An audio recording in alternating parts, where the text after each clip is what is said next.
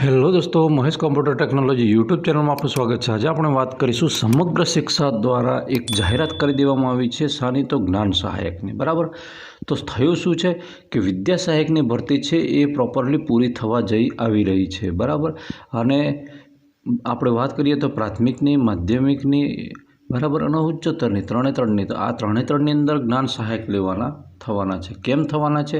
કેમ કે કેટલીક જગ્યાઓ ભરાઈ નથી, એના કારણે આ વસ્તુની અહીંયા આ જાહેરાત પડી એ સાબિતી આપે છે। બરાબર, એટલે એ વાત તો સાબિત થઈ ગઈ કે ગવર્મેન્ટની પૂરેપૂરી જગ્યાઓ ભરાઈ નથી। બરાબર, તો હવે કેમ નથી ભરાઈ એની પાછળના કેટલાક રીઝન છે। કેટલાક મિત્રોએ અંદર જગ્યાઓ પકડીને પછી પાછળ જતા હક જતો કર્યો વગેરે વગેરે કર્યું ને સીટો બગાડીને આવું બધું થયું, એમાં પ્રશ્નો ઊભા થયા। બીજા અન્ય કારણો પણ છે।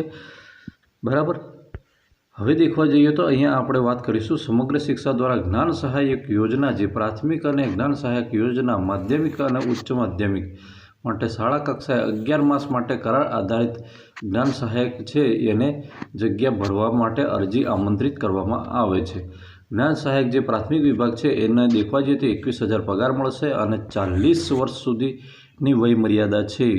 બરાબર, તો મિત્રો તમને એક સીધી વાત કહી દેવામાં આવે કે આ વય મર્યાદા જો પ્રાથમિક શાળાની અંદર રાખી દેવામાં આવે, બરાબર, અહીંયા કોઈ કેટેગરી કે કશું જ બતાવ્યું નથી, બરાબર, કે આ ફલાણાની આટલી વય મર્યાદા છૂટછાટ કેવું, તો આ નિયમ સીધો ત્યાં લાગુ કરી દેવામાં આવે તો બની શકે ને। પણ હવે આ કેવું છે, પેલા સોંગવાળું છે, મેં ચાહે જો કરું મેં ચાહે વો કરું। બરાબર, હવે અહીંયા છે જ્ઞાન સહાયક માધ્યમિક છે, બરાબર, એમાં તો દેખવા જઈએ તો જ્ઞાન સહાયક માધ્યમિકની 24,000 પગાર દર્શાવ્યો છે। બરાબર, અને આની અંદર 45 વર્ષની વય મર્યાદા દર્શાવી છે મેક્ઝિમમ।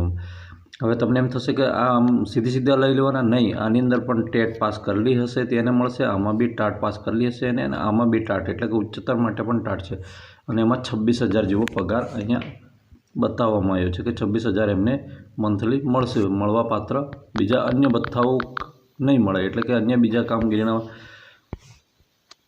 એ હોય તો તમને નહીં મળે। બરાબર, પ્રવાસી શિક્ષકમાં કેવું હતું કે તમને પિરિયડ દીઠ પૈસા મળતા હતા, આમાં એવું કશું પિરિયડ દીઠ જેવું નથી, ફૂલ ડે કામગીરી હોય છે। બરાબર, એ રીતનું છે, એમાં તમે ગમે તેટલા પિરિયડ કામ કરો।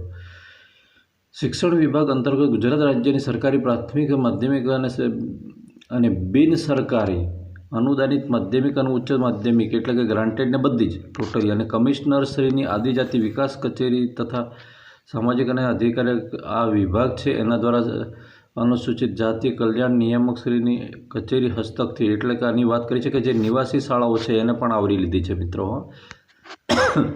બરાબર, એટલે કે હોસ્ટેલવાળી જે એની અંદર પણ નિવાસી શાળાઓ છે એની અંદર પણ આ 11 માસ આધારિત શિક્ષકો ભરતી કરવામાં આવશે। બરાબર, તો આ ભરતી કરવામાં આવશે એની કઈ તારીખ છે એ જરા દેખી લઈએ મિત્રો।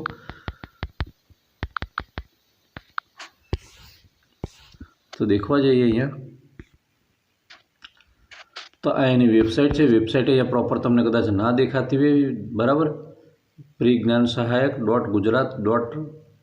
એ રીતે કરીને આવેલી છે, પણ હવે અહીંયા તમે પ્રોપર એને ના એ કરી શકતા તો ડિસ્ક્રિપ્શનમાં લિંક હું આપી દઈશ। આ વેબસાઇટ છે એ તમે જોઈ શકશો।